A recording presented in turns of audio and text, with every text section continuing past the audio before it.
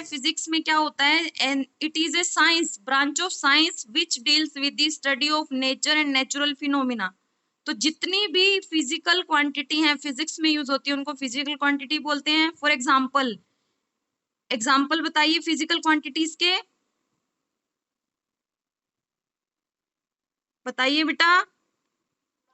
मास, length, ये सब क्या है, ये हमारी वेलोसिटी, एक्सेलरेशन, ये सब क्या है, हमारी फिजिकल क्वांटिटी है। फंडामेंटल भी हो सकती हैं या फिर डिराइव्ड, सारी क्या है, फिजिकल क्वांटिटी हैं।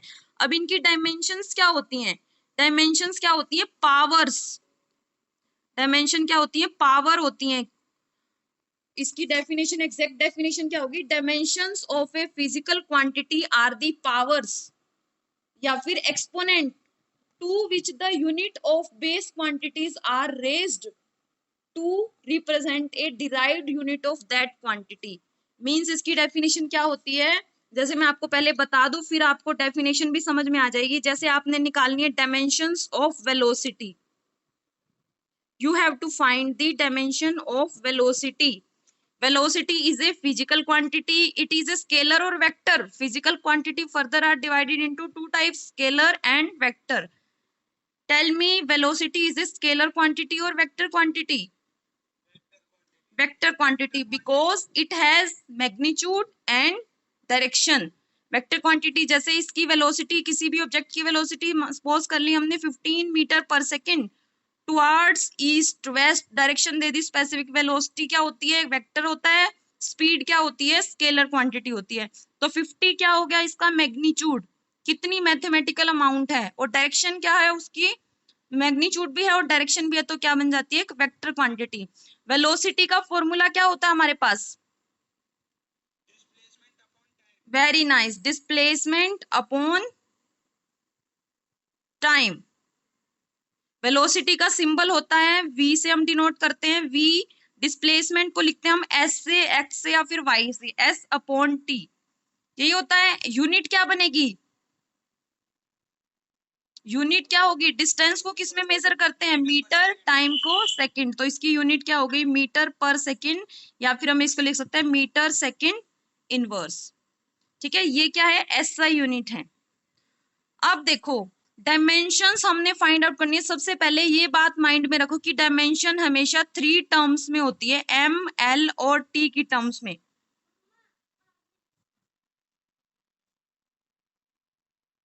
डायमेंशन हमेशा 3 फिजिकल क्वांटिटी की टर्म में लेनी है, एम, एल और T. M is the mass, what is the mass, mass is the quantity of matter. L, L क्या होती है, लेंथ होती है from one point to other point. T, T क्या होता है, time, what a clock reads. Time क्या होता है, जो हमारी क्लॉक में रीड करती है उसको हम बोलते हैं टाइम। तो ये देखो एम क्या है, यहाँ पे मीटर है, मीटर के लिए यहाँ पे कौन सी डायमेंशन आएगी,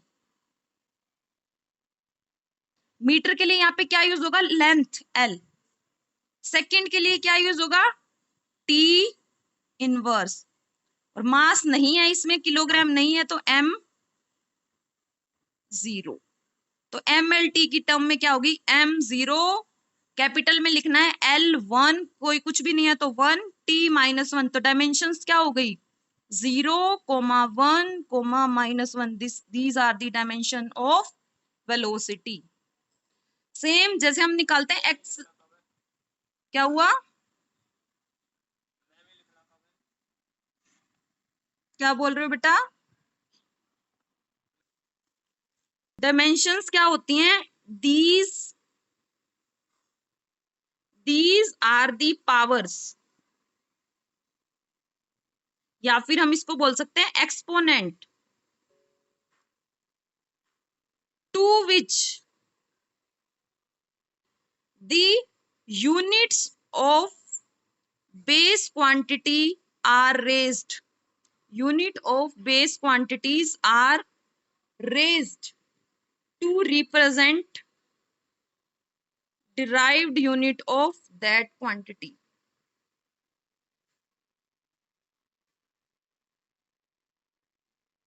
देखो डायमेंशंस है पावर, पावर कहां पे रेज की गई है, बेस क्वांटिटी की यूनिट्स पे। बेस क्वांटिटी की यूनिट कौन सी है? बेस क्वांटिटी क्या है?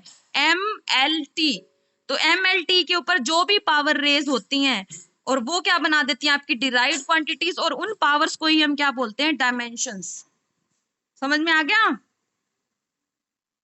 These are the powers to which the unit of means आपने बेस क्वांटिटी क्या है? MLT, unit of base quantity are raised. जिन पावर से बेस क्वांटिटी की यूनिट रेज की गई है, जो पावर उनके ऊपर लगी हुई है, टू रिप्रेजेंट डिराइव्ड। और ये वेलोसिटी क्या बन गई? लेंथ और टाइम से डिराइव्ड बन गई। लेंथ भी बेसिक क्वांटिटी, टाइम भी बेसिक क्वांटिटी, डिराइव्ड क्या बन गई?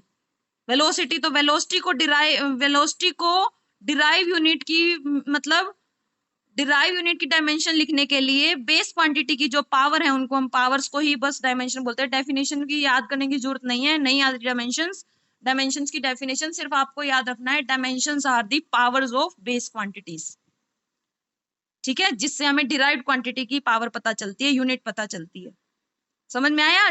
Dimensions, dimensional formula and dimensional equation. अभी हम एक दो एग्जांपल करेंगे, आपको क्लियर होगा। ठीक है।